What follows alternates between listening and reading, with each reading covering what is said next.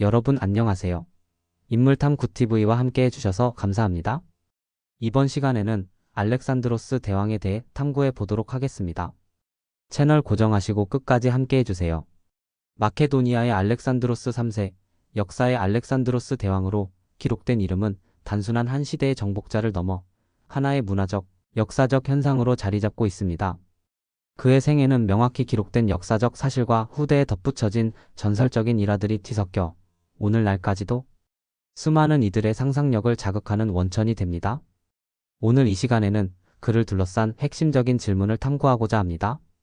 그는 과연 세계를 하나로 묶으려 했던 계몽된 선구자였는가? 아니면 만족을 모르는 야망에 이끌린 무자비한 정복자였습니까? 이 질문은 알렉산드로스라는 인물을 분석하는 렌즈가 될 것입니다. 그가 등장한 기원전 4세기는 거대한 변화의 소용돌이 속에 있었습니다. 펠로폰네소스 전쟁의 여파로 고전기 그리스 폴리스 체제는 쇠퇴의 길을 걷고 있었고, 동방에는 광대한 아케메네스 페르시아 제국이 버티고 있었습니다. 그리고 그리스 세계의 변방에서는 야만인으로 치부되던 마케도니아 왕국이 새로운 힘을 키우고 있었습니다.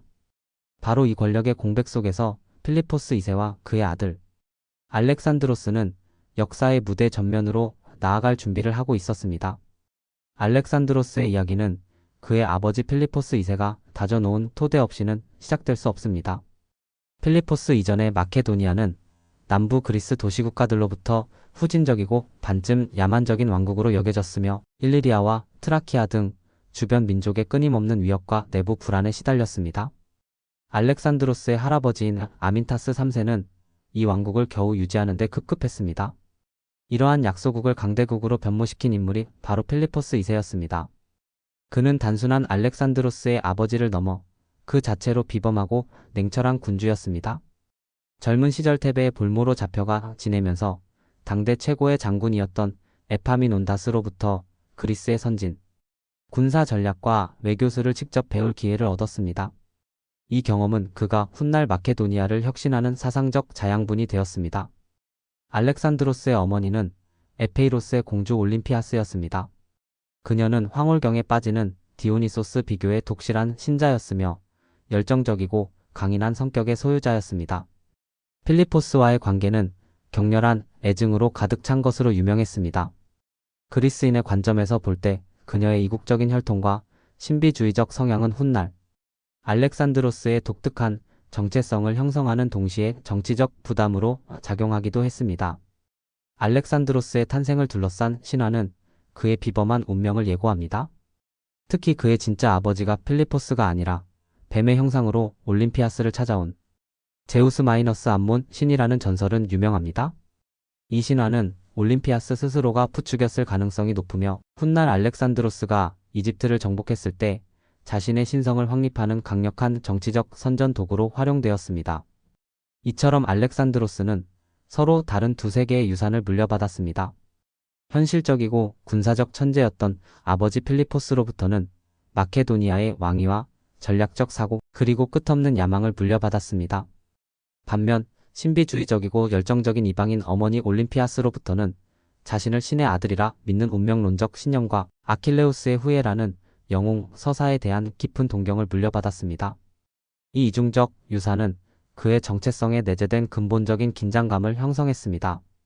그는 필리포스의 유능한 후계자로서 실질적인 능력을 증명해야 함과 동시에 신화 속 영웅에 필적하는 신성한 운명을 타고났음을 세상에 보여주어야만 했습니다.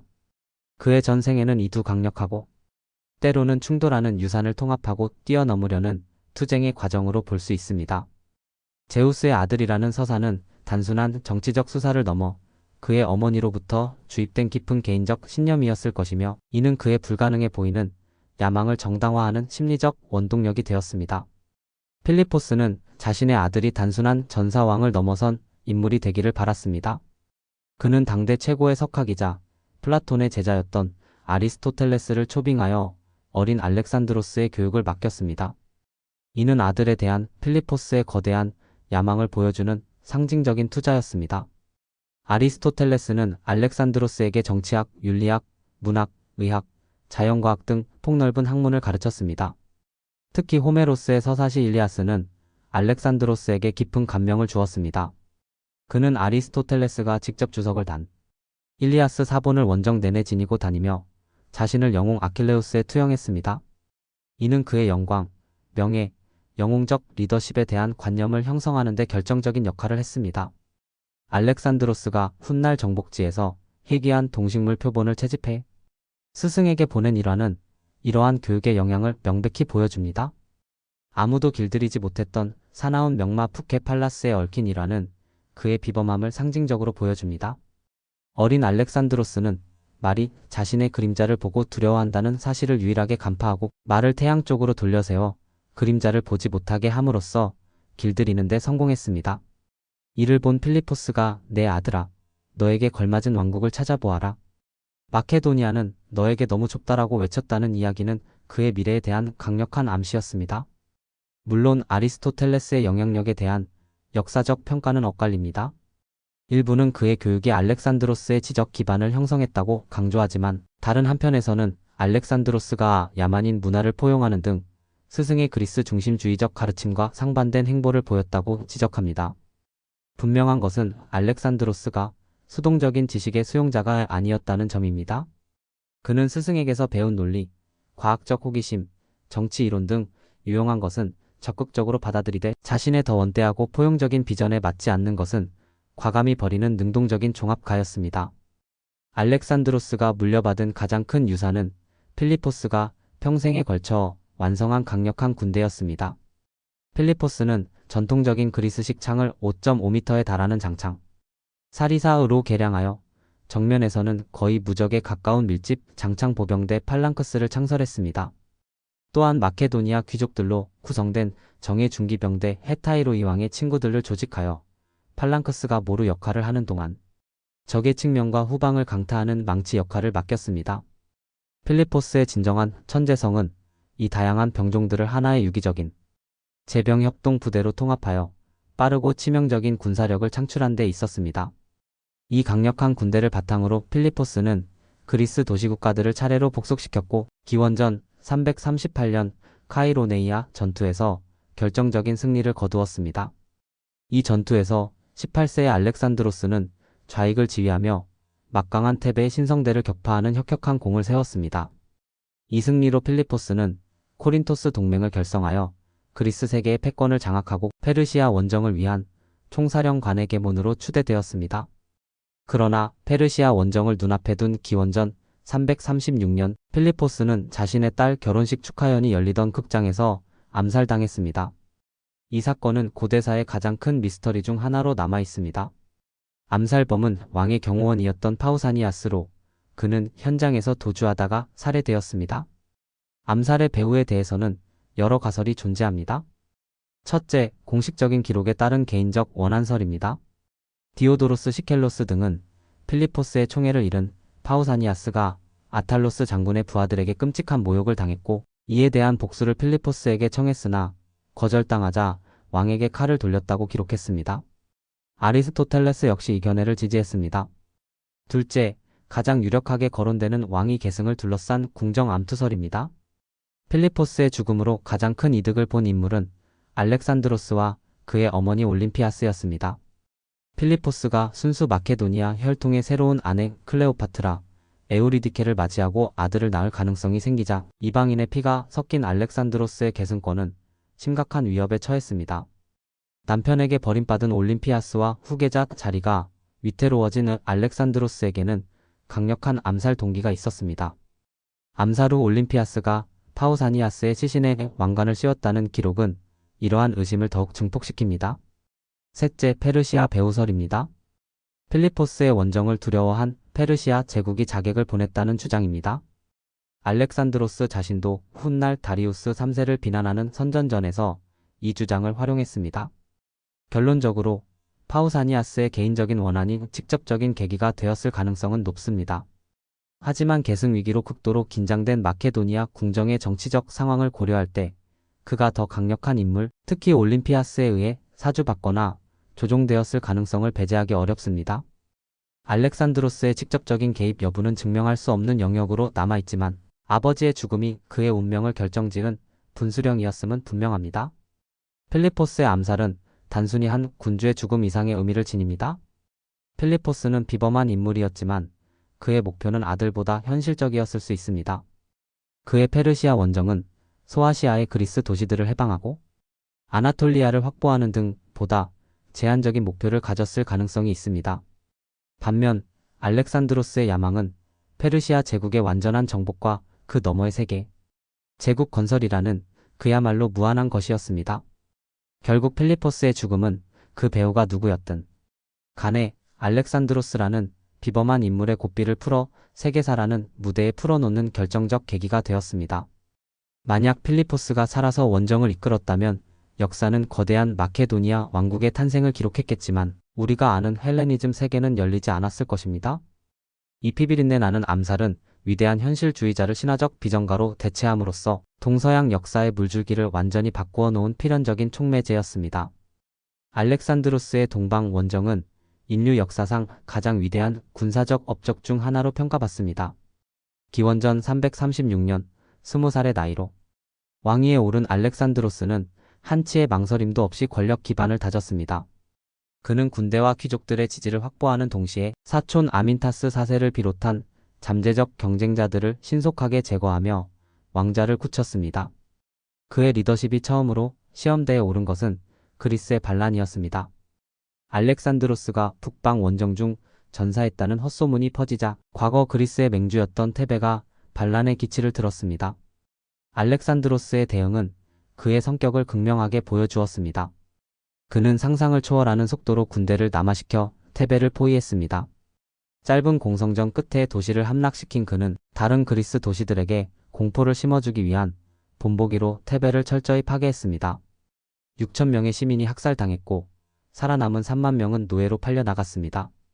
이 무자비한 조치는 다른 그리스 도시들의 저항 의지를 완전히 꺾어놓았고 그가 10년 이상 아시아 원정에 나서 있는 동안 그리스 본토가 안정적으로 유지되는 배경이 되었습니다. 반면 아테네에 대해서는 그 문화적, 해군적 중요성을 인정하여 관대하게 처분하는 정치적 유연성을 보이기도 했습니다. 그리스를 평정한 알렉산드로스는 기원전 334년 마침내 아버지의 수건이던 페르시아 원정을 시작했습니다. 소아시아에서 그를 맞은 첫 번째 대규모 전투는 그라니코스 강 전투였습니다.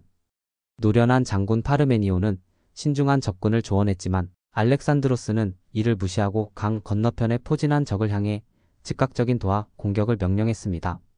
그는 눈에 띄는 투구를 쓰고 직접 헤타이로이 기병대의 선두에 서서 돌격했으며 이 용맹함은 군 전체의 사기를 드높였습니다. 이 전투는 그의 망치와 모루 전술이 페르시아 아군을 상대로도 유효함을 증명한 첫 시험대였으며 압도적인 승리로 소아시아로 향하는 문을 활짝 열었습니다.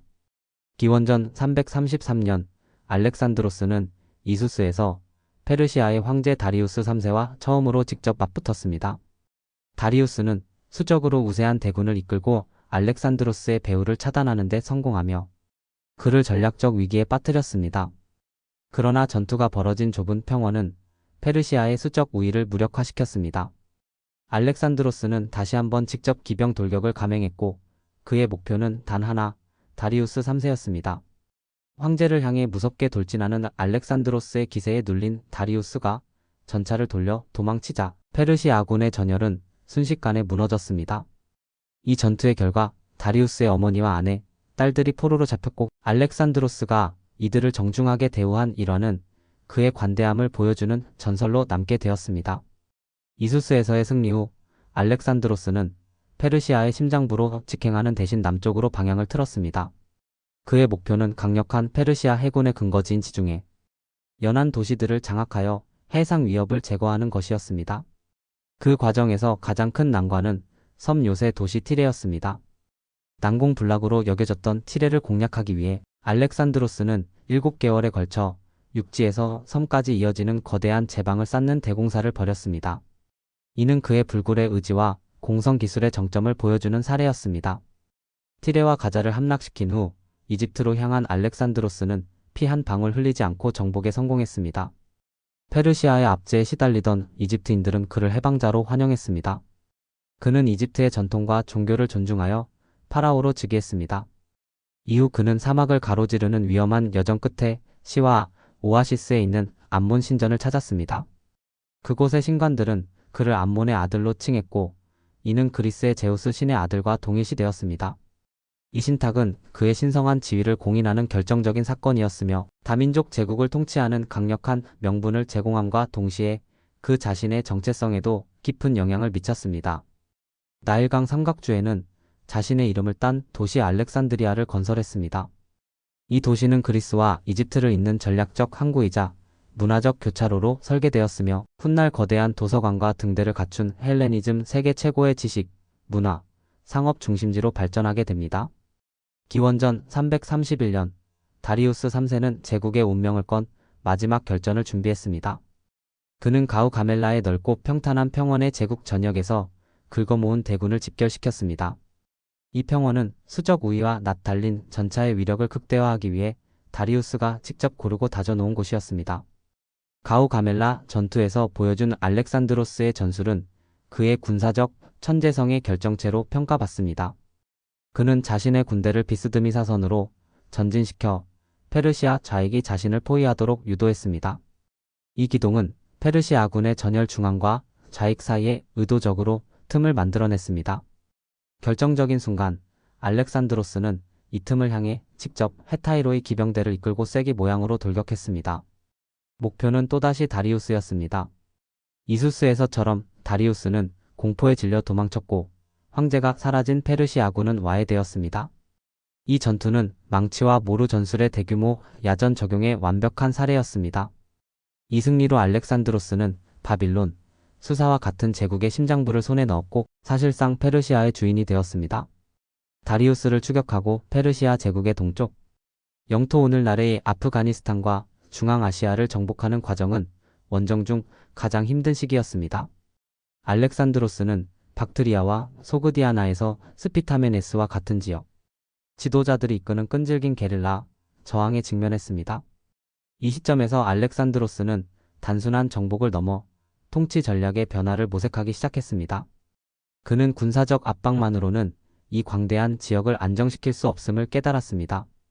기원전 327년 그는 저항 세력을 회유하고 지역 엘리트와 결합하기 위한 정치적 결단으로 소그디아나 귀족의 딸인 아름다운 록사네와 결혼했습니다. 이는 마케도니아 고참병들의 불만을 샀지만 그의 동서 융합 정책을 상징하는 중요한 사건이었습니다. 이처럼 중앙아시아에서의 경험은 그를 단순한 마케도니아의 정복자에서 다민족 제국의 통치자로 변모시키는 결정적인 계기가 되었습니다. 그는 무력만으로는 제국을 유지할 수 없음을 배우고 외교, 정략 결혼, 현지인 등용과 같은 실용적인 통치술을 적극적으로 활용하기 시작했습니다. 중앙아시아를 평정한 그는 세상의 끝을 보고자 하는 열망에 이끌려 인도로 향했습니다. 기원전 326년 히다스페스 강에서 그는 가장 강력한 단일 적수였던 포로스 왕과 그의 코끼리 부대를 만났습니다. 장마철 불어난 강을 야음을 틈타 몰래 건너는 기만. 작전과 복잡한 제병협동 전술을 통해 알렉산드로스는 힘겨운 승리를 거두었습니다. 그는 패배했음에도 용맹함을 잃지 않은 포로스 왕의 위엄에 깊은 감명을 받아 그의 왕국을 되돌려주고 동맹으로 삼는 파격적인 관용을 베풀었습니다.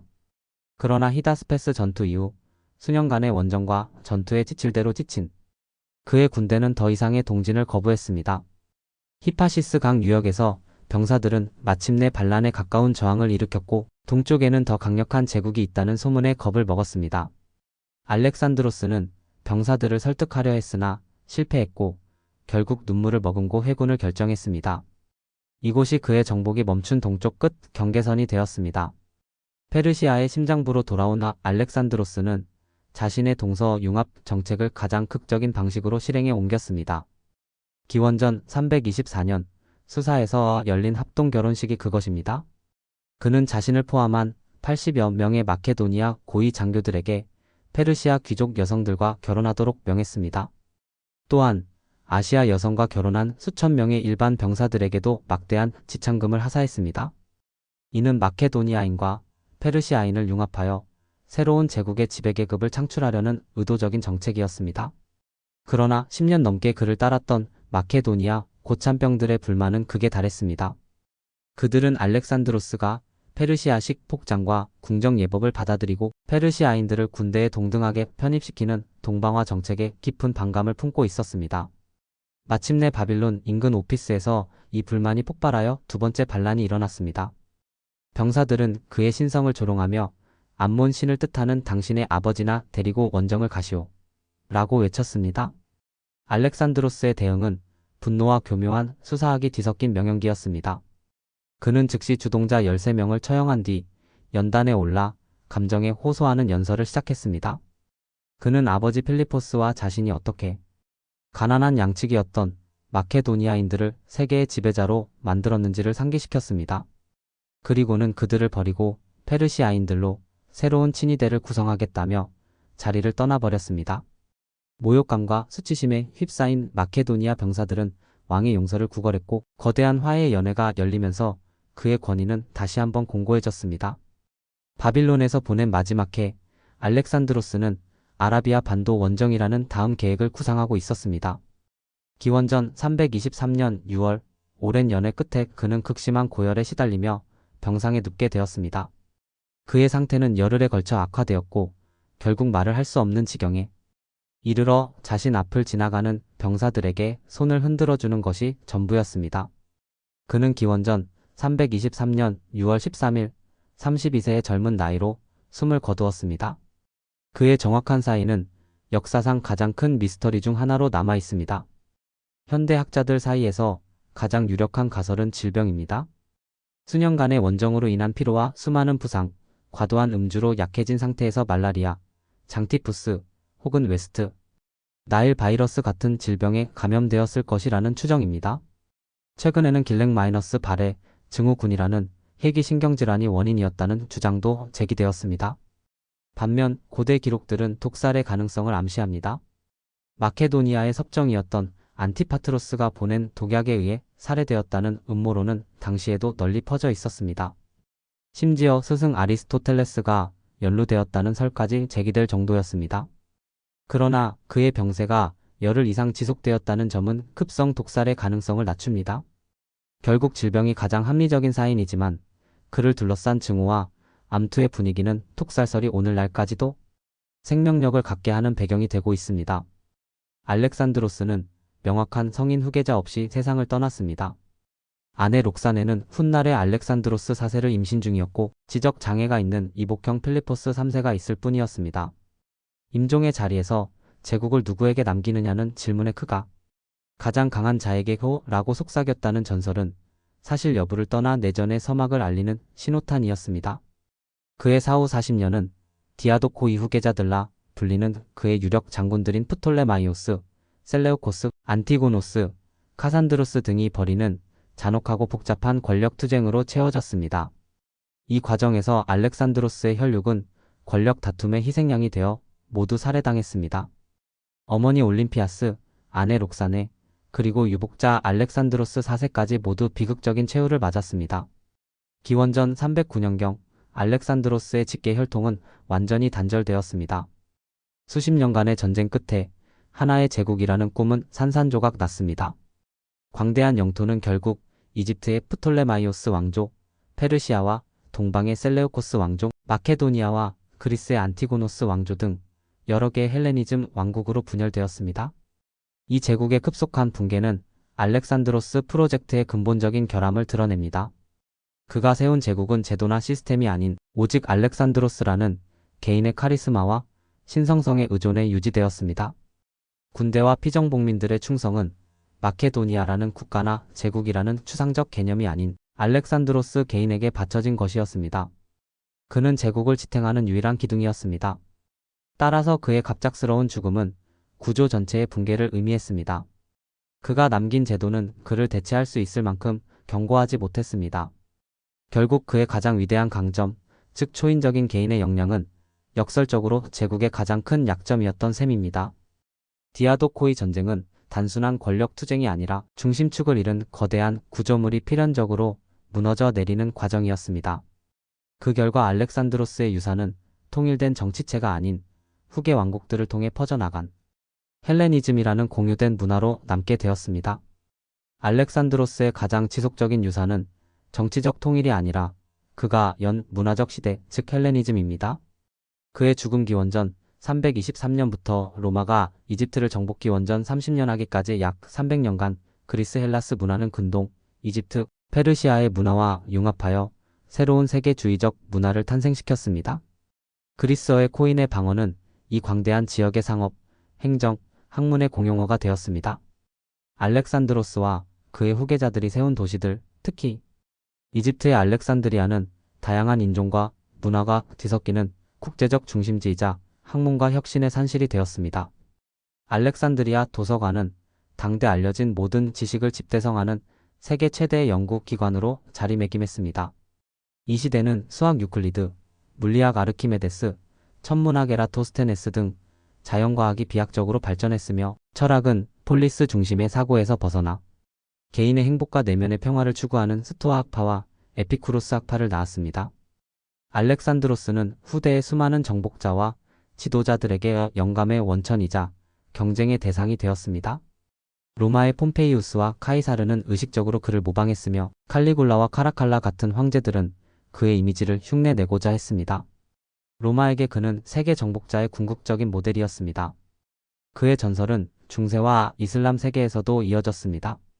페르시아 전승에서 그는 이스칸다르라는 신화적 영웅으로 재탄생했으며 쿠란에도 등장하여 일부 무슬림들에게는 정의로운 군주로 여겨지기도 했습니다.